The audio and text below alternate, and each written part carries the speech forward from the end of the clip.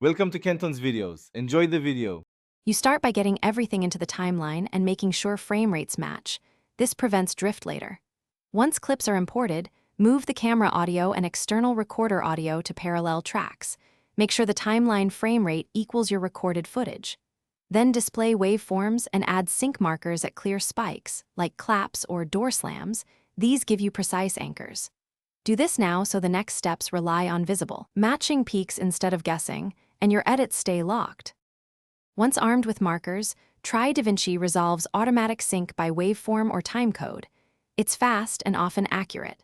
If auto fails, zoom into the waveform and drag the audio clip until peaks line up visually.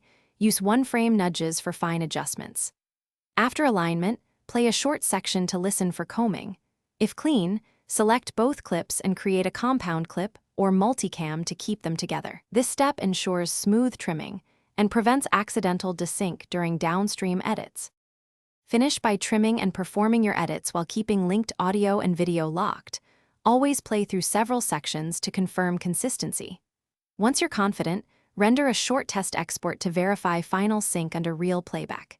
If you encounter drift, check recorder sample rates and project audio sample rate. Mismatches are a common cause.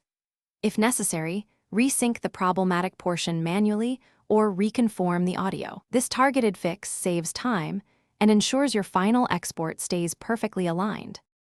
Thanks for watching. Consider subscribing if we helped you.